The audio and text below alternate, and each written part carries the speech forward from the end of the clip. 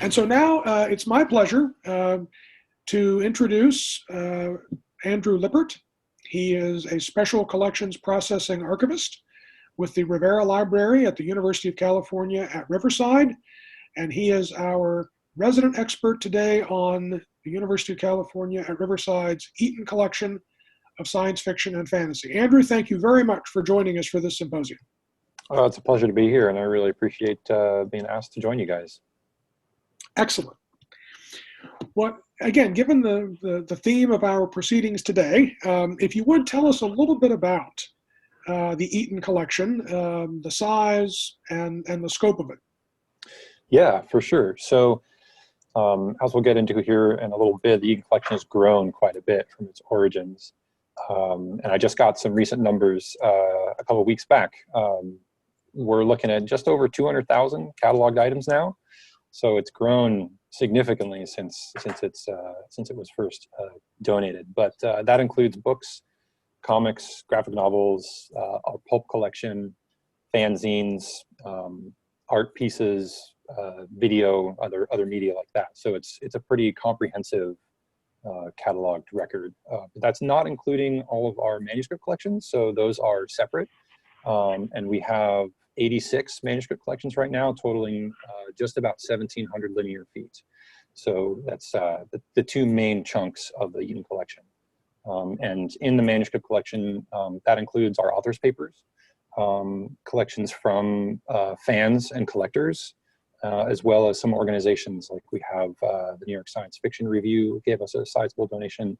And then there are some other media people who have given collections, like the Jesus Trevino collection. He was a Latino director who was involved with the Star Trek franchise and directed a number of Deep Space Nine and Voyager episodes, I believe, among other things. So it's sort of all over the place. You know, we have a lot of different media. It's such as the nature of science fiction, I think. It tends to expand, you know, to fill all gaps.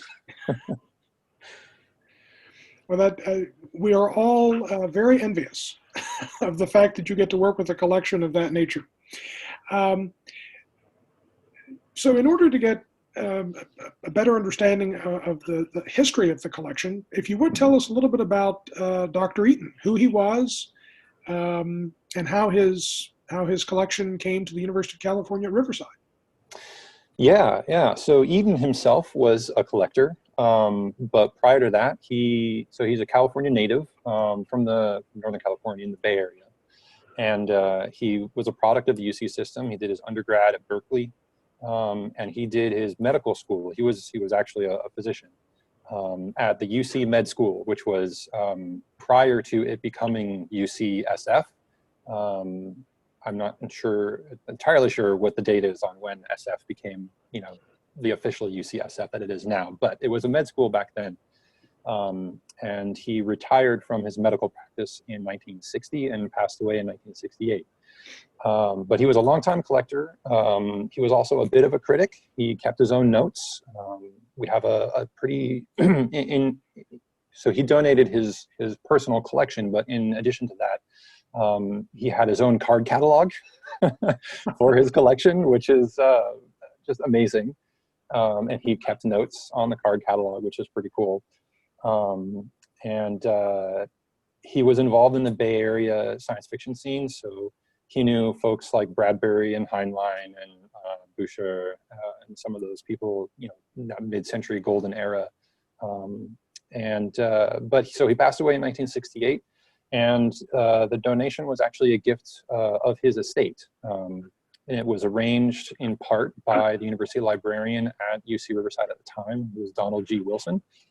And it was pretty unusual at that time. You know, science fiction libraries didn't really exist, and science fiction collections weren't given in, you know, in completion to places. And so it was a little bit unusual, and it may have been, I can't say for sure, but it was one of the earliest, maybe one of the first of its kind, you know, a complete collector's science fiction collection, you know, deposited, given to a library like that. And he gave us 7,500 books. So we went from, yes, his own personal collection of 7,500 books to, you know, we're just over 200,000 now. So yeah, it's grown substantially. But I should say, in that 7,500 books, that's where we got a lot of our first, early first edition and autographed books. And it also tells us a bit about Eaton as a collector. So not only his card catalog and the way sort of his meticulous record keeping and his own, note keeping and that kind of stuff, sort of the breadth of his collecting, the scope of his collection was wider than a lot of people might think, right? So he was collecting things like Bram Stoker's Dracula, first editions, or Thomas More's Utopia. We have a first edition of that, which comes from Dr. Eaton's personal library, right? So it teaches you, or tells you a little bit about his thought process when it came to collecting, and how he envisioned science fiction as a more sort of big tent, all-encompassing kind of genre. And I suppose that leads to another conversation. There's always a debate about what is and isn't science fiction. But it is, but it does tell us, what kinds of things he was collecting, in addition to, your typical Wells and Verne and Lovecraft and some of the other big name authors, from the early and mid 20th century. As you were talking about him, and thanks so much for that biographical overview and the connection. I'm wondering, since he was a medical doctor, do you think that had anything to do with his appreciation for science fiction? Do you have any sense of what got him started as a fan in the first place? That is a fantastic question, and unfortunately, no. We have a small amount of correspondence in his collection, but it's mostly with other people in his immediate sort of physical proximity in Northern California, and there may be some tidbits in there, but for the most part, it's sort of we don't really know what got him started. I can say that he specialized in thoracic medicine and was interested in lung diseases, which we were dealing with tuberculosis and things like that, in the early part of the 20th century. So maybe the medicine was certainly growing by leaps and bounds, and I have to imagine that there's some tie-in with the science fiction at that time, but it's really hard to be definitive and pin it down. Okay. It occurred to me as you were describing his background, and of course, in the context of today's event, I think about Isaac Asimov being a biochemist. It's true. Somebody who, not a medical doctor, but a PhD in biochemistry, and that certainly enhanced and augmented his interest in science fiction. So it's always curious to know how people develop their passions as fans and as writers. Another name in addition, and it's the Eaton collection, but another name that I have read about and heard about in connection to the collection is George Slusser. Could you tell us a little bit about him and his role in the collection over the years? Yeah, so Slusser is really the person who made the Eaton collection what it is and what it became. We can credit him for the growth of the Eaton collection, its initial growth, and really the growth of science fiction studies as a discipline in a lot of ways. So he joined UCR as faculty in 1979 as a professor of comparative literature. And he had, that was his background. He studied at, also at Berkeley, but then he also studied abroad in France, and he got his PhD from Harvard. So he was a pretty well-traveled, and he had a pretty diverse scholarship. And when he joined the university in '79, the Eaton collection, he found it in a closet in a library, and nobody had really been using it. So that's about a decade or so after the initial donation. And he just had a personal interest in science fiction, and he thought he was one of these pioneering figures who recognized a value, an academic value in science fiction before a lot of his colleagues. And he struggled a bit at UCR with his peers, justifying his funds, to purchase more books, and also just to legitimize his work and his students' work. So he definitely mentored a lot of students who were pioneering, science fiction studies in the 70s and 80s. I guess the 80s and then in the 90s. And he worked primarily with the library. He didn't it was sort of a side gig for him. But it was a labor of love is what I can understand from the little bits I've been able to pick up from him, because it wasn't a paid position for him being curator. He was tenured faculty. And so, he sort of took it on his own time to acquire more materials, and he made a couple really big purchases. So there was some pretty funny anecdotes too when you start to dig into it. You read some of his interviews, reflecting on his career, and he tells stories about how he made an early purchase of 30,000 paperbacks that were in pretty good condition from a donor who had to get rid of them because they were sinking the foundation of his house. So, he's just, weighing down the house with all his paperbacks. And another person, one of the big influxes of some of our pulps came from another person that had drained their pool and was using the pool as storage for, their pulp collection. So, it's just, it speaks to the way that science fiction collections, these early days, the way stuff was built. It's just it's really haphazard, beating the pavement. You hear a story here, somebody says something over there, and you just sort of, knock on doors and see what you can find in a lot of ways. And another really great one, from Slusser. So this speaks a little bit to sort of his craftiness, I suppose, in building the collection. So he didn't have a lot of funds, but he would send his grad students around the world with $100, $200, and they would travel to the USSR or to East Germany or to China or to Brazil. They'd go to all these different countries and they'd try to find science fiction books in those languages, in those countries, and bring them back for the Eaton collection. So he was sort of, he was really, sort of working behind the scenes and in gray markets and trying to find book dealers, even behind the Iron Curtain during the Cold War. So he was really trying to weasel his way in anywhere he could to try and find books. And like I said, we can credit him for that first initial growth. And he probably ended up bringing in 100,000, books, and really made the Eaton collection what it is. So, we're here as a credit to George Slusser in a lot of ways. I think I need to add another hero to my pantheon. George Slusser deserves to be on that pedestal. That's great, Andrew. Thank you. That's just amazing when we think about probably the stigma that he faced. You were talking about how he had a pretty tough sledding with his peers and his colleagues.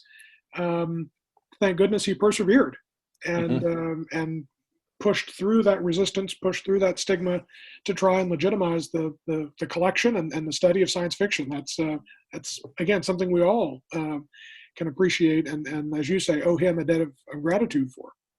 And one more thing, I suppose, to reiterate on that is, he found a great partner in the library. And, I'm an archivist and a librarian, so, I'm on team library. But, it's sort of a credit to librarians in a way. Librarians love books, they love collecting.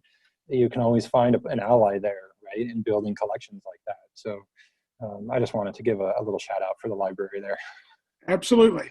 Well, in fact, I'm glad you did, because it may have revived Stuart. I think when you talked about the books being kept in an old swimming pool, I think I saw her pass out, and I think she's revived herself. That even alarmed me a bit to think of books being kept in a... Well, I presume it was in California, so, you're okay most of the time. I've seen some pretty strange situations for book storage, so I am surprised about that one, though. For sure. Well, Andrew, one of the things, and again, talking about the Eaton collection is just literally no end of things we could talk about. But of course, and you mentioned the number of authors' collections that you have, and that obviously piques the interest of a lot of science fiction fans. So, Anne McCaffrey, Paul Anderson, Gregory Benford, and Ben Bova, and so many authors that so many people have read and loved. How did the collection come to get those authors' papers, and what kind of relationship do you have with those authors, those who are still living, after they make their donation to you? Yeah, so this is one where I'm going to have to give a little bit of a cagey answer, I suppose, because I've only been in this position with UCR about 2.5 years. And so a lot of these collections came in a while ago, like McCaffrey came in '92. Benford, his original deed was for 2009. He's continued to give us some materials over the years. Every year or so, he gives us another tranche of materials to add. So honestly, to all of the collections that came before the Anderson papers, I have no direct knowledge of. And so we can really only look at the deed of gift and whatever departmental correspondence we have. So I can't speak too much. I know that, it's giving a quick look over some of the collection files. It's, McCaffrey's took about a year of discussion back and forth before, somebody just sort of reached out to her who had been, I think, asked her a question at a conference. And then, wrote her a letter afterwards and said, hey, I was the guy who asked you this question, and I'm just curious. I work with the Eaton collection, and you know how these things kind of go. So it's kind of, cold calling in a certain extent and word of mouth. A lot of times, you get one collection and then that person, it sort of snowballs and somebody that they know says, hey, you gave your stuff to these people. I was wondering what I should do. So there's a lot of those types of relationships. And I was involved with the Anderson donation, and it was their daughter, Astrid Anderson, Astrid Bear. She's married to Greg Bear, also a science fiction author. But she was the one who donated her parents' papers, both Poole and Karen. And so I was involved with that, and it's a lot of relationship building, right? It's donor stewardship. And that one took a little while before we got it all in and, going through the appraisal process and whatnot. But so all this is really to say that it's building relationships. It's a lot of hard work. It's a little bit of serendipity and some luck, and, getting an initial, batch of donors can help you get those next, 2 or 3 donors as well.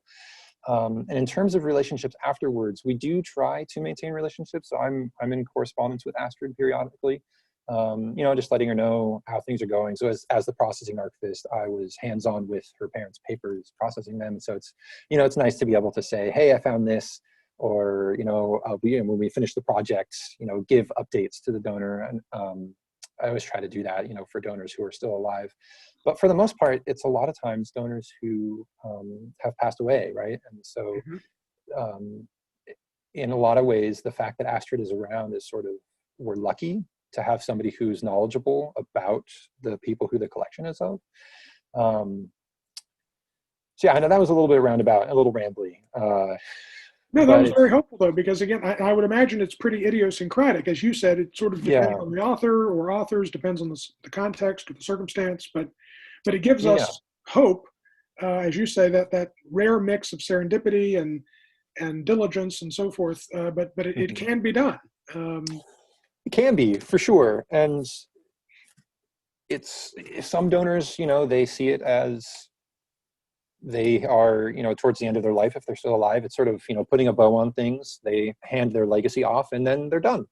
And some donors really want to be involved, and be a part of their collection and maintain a collection or maintain a connection. So yeah, it is very idiosyncratic. It's up to the donor, and you want to respect whatever the donor's wishes are. If they want to be engaged, you want to engage with them. If they don't, give them some space. Always have an open door. Donors can always come and talk to us, of course. So yeah, it's definitely a skill that I've been working on a lot since I've taken on a bigger role with the Eaton collection. It's not something you necessarily learn, in library school or, in archives classes, how to actually go through the donor process and engagement and, cultivating those relationships. So yeah, it's definitely a journey. Great. Well, we had one question. I didn't know if you wanted to take it now or not, but it kind of shifts sort of the discussion a little bit from the donors and moves it towards the scholars. And the question... Yes. Thank you, Paula. Go right ahead. Okay. Would you say that the collection has attracted scholars to Riverside? And is it a case of build it and they will come? It kind of ties in, I think, with what you're talking about on the donor side, because that is the goal of some of the donors, and that's sort of how we market ourselves in terms of rare collections. We want to attract scholars. So what has been your experience? For sure. Yeah, it's kind of a chicken or egg question in a lot of ways, right? I can say, so UCR does have the science fiction program. I always blank. It's SFCS, Science Fiction, or Speculative Fictions and Cultures of Science, I believe. I hope I'm getting that right. I know the name changed a year or two back. But that it's not a department, it's a program, but it is a PhD granting program, and I believe they have I think they have a master's as well. But that is one where it was, the campus did a cluster hire to bring in a multidisciplinary faculty group to focus on speculative fiction. It didn't include media studies and creative writing. There's a very diverse group of faculty who are involved with that program. But it does speak to that question of, if you build it, will they come kind of thing, and getting towards that academic, does a collection pull in academics? Because it was that program and that cluster hire was aimed at making use of Eaton collection and leaning on that notoriety that UCR had as a place to do research with science fiction, fantasy, and speculative fictions. I hope that answers that question. Well, and Andrew, let me actually build on that question with a follow-up, which is, once you attract them, once you've built it and they've come, can you give us a sense of how scholars, both faculty and students, make use of the collection in their research and in their teaching? Yeah, sure. So I could say, like right now, my colleagues Sandy Enriquez and I are involved with a library program to incorporate library materials into courses. And we are collaborating with a psychology professor who wants to incorporate science fiction materials into his undergraduate psychology classes. And it's pretty interesting stuff, sort of looking at the way science fiction has envisioned some of these things in the past, and then looking at current psychological research and sort of comparing and contrasting the two. And that's been pretty interesting. We did a very sort of initial foray over the summer, sort of experimenting with all this virtual teaching and distance teaching and all that. And then we are going to be working a little more closely with him. Yes, thank you for that link there. So that link to the SFCS program at UCR. So we are going to be involved a little more heavily with the professor this winter quarter upcoming. So we've been putting together reading lists and trying to think about what kind of materials we have in our collections that we can, bring into his course. And then in fall 2019, I was engaged with a doctoral student who was teaching a class, a media studies class, and wanted to come in and use specifically Eaton collection materials to demonstrate not so much the science fiction or the speculative fiction aspect, but to use speculative fiction materials for that sort of study of materiality, right? Because science fiction covers such a broad range of media, it was a really rich collection to be able to pull a lot of different types of materials, objects, and also from the manuscript collections to provide his undergraduate students with a wide range of things to think about in terms of that media studies perspective. Excellent. Well, that's, and it occurs to me that at the same time we're talking about how faculty and scholars and students use the collection, there's also so that's sort of an inward facing perspective. It's also very important to think about the outward facing perspective. So could you also talk a little bit about how the collection engages in public outreach or public education or lifelong learning programs to try and promote the collection and its use in science fiction and fantasy generally with audiences outside of the academy? Yeah, so I just mentioned my colleague Sandy Enriquez, and she is our Public Services Outreach and Community Engagement Librarian, which is a bit of a mouthful. But all of that is to say that part of her purview is these sort of promotional and outreach and engagement activities related to the Eaton collection and really all of our collections in special collections and university archives. And so she's been pretty instrumental. Obviously, this year has been a little interesting in trying to do this outreach work and engagement. And with special collections, as anybody who works with special collections or rare books or any of these types of closed stack materials, the virtual environment is not terribly friendly a lot of times, right? Because we really thrive on bringing people in to physically interact with the materials. So we're definitely wrestling with some of those challenges and experimenting, with remote research and virtual research and programming kind of like this. So that's a big part of her role, and I help her with that as well. Just however I can, being one of the knowledgeable people about the Eaton collection. And I can say, so I did overlap a bit with the former Klein librarian, J.J. Jacobson, who is a name some people might be familiar with here. And she would definitely go out and represent the Eaton collection. She had some specific events and conventions that she would like to attend.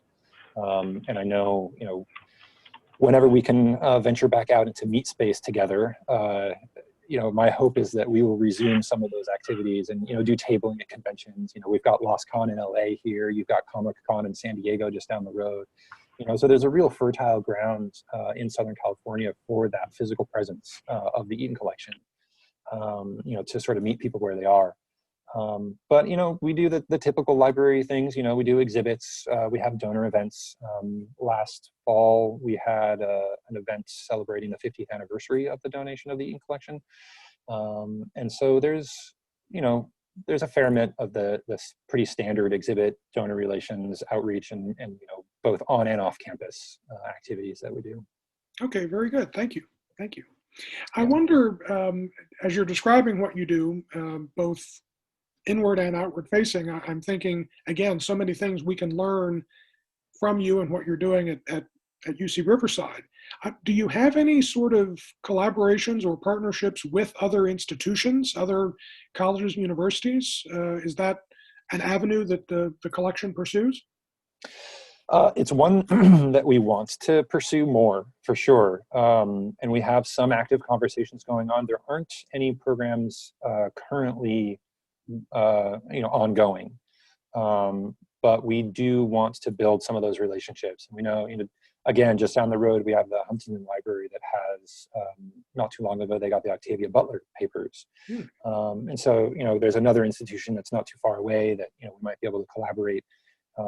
We have some faculty doing some great Afrofuturism and materials like that, both graphic novels with John Jennings and the creative writing department with Nala Hopkinson.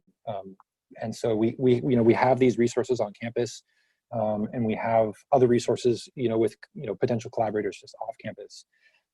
So we are really certainly looking forward to, again, when things return to a sense of normalcy, and we can really program, do some real programming for exhibits, either physical or digital, maybe resuming some kind of symposia, various, sort of whatever collaborators are interested in, we're here, we're happy to talk to people about that. Well, and your participation here with us today is a great example. Exactly.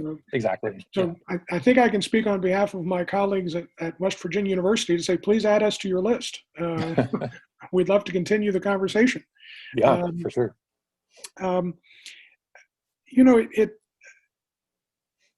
You talked about over 200,000 items in the collection, and so this is probably not a fair question, but I have to ask: do you have one or two favorites out of all of those items? Are there just a couple that really jump up and stand out for you? Oh, for sure, yeah. Yeah, it's kind of like picking favorite children, right? There's so many, but one that I really like that I think is fairly unique it's a small manuscript collection. It's called the Catherine Clark Papers, and it's just a couple boxes, but she was engaged in a pen pal program in the late 80s, early 90s as the Berlin Wall came down and the Soviet Union collapsed. There was this program just to connect Western people, general folk, on the West and in the East, just to sort of do that cross-cultural exchange. And so she got matched up with a guy, Igor Tolokonnikov, in Russia, who was a science fiction fan, and she was a science fiction fan too. And so they sort of hit it off, and there's a good 3 years worth of correspondence from Igor in Russia, that really talks about, it's just this really pivotal time. It's a really unique glimpse into what was happening as the Soviet Union collapsed. And so he talks about bread lines. He talks about the difficulty getting books. He talks about struggling to get visas to go to conventions in like London or at The Hague. There were a couple different, I think there was a Worldcon in Central Europe, Northern Europe, in that period that he tried to go to and couldn't because he couldn't get a visa. And there's just wonderful stuff like that. And he said he arranged a science fiction convention, and he was in Moscow doing some planning, with a committee during the coup attempt in '91. And so they were, in committee meetings, planning this convention, and they, go out to the bar to grab a drink or lunch or whatever. And they're hearing on the radio about tanks rolling down the streets of Moscow. And it's just spectacular. And, he talks about grabbing a chip off of a statue that protesters pulled down. There's just really cool stuff that you don't find a lot of that stuff, especially coming out of those places at that time. So that's one of my favorite collections, for sure. And it's digitized. So anybody who wants to check that out, it is on Calisphere, which is the UC Systems digital hosting platform. And it's for the whole UC system and other institutions in California. But so it takes a little bit of navigation to find our site. But if you just search Catherine Clark Papers, it probably will come up, and you can see that correspondence. It's really spectacular. Excellent. I think that'll be what I do on my Halloween evening. Sounds great. I think we have time for just one more question, and we do have a question from a member of our audience. So let me relay that to you as our wrap-up question.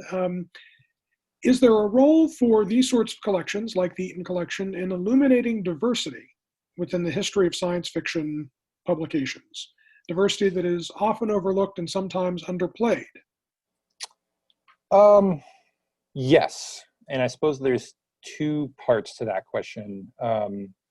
One, I would say, looking at the Eaton collection and looking at mid-20th century science fiction, which is really the strength of the Eaton collection's print materials, it represents a lack of diversity within science fiction, both publishing and the community.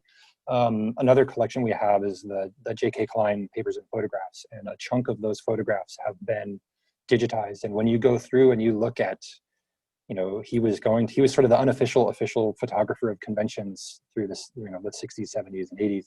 And if you go back and look at those Worldcons or other regional conventions, it's middle-class white folk, almost entirely, right? If you go through and look at them. So I think there's a really interesting snapshot of what, publishing writ large looked like through the 20th century, and then especially within science fiction.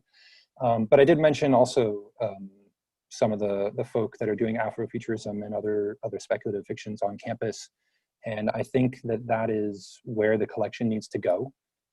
So there's certainly a really strong opportunity now to grab more of that diverse publishing that is going on now as we go forward. And that's one of the things I was hoping to speak on a little bit, right, is that there's as you're building a collection, you have the there's sort of this weight, right, of you need to have a strong foundation from the classics of science fiction, right? And sometimes you can feel like, and even still with the Eaton collection, we still feel weighed down by making sure that we have that representative 20th century core of science fiction.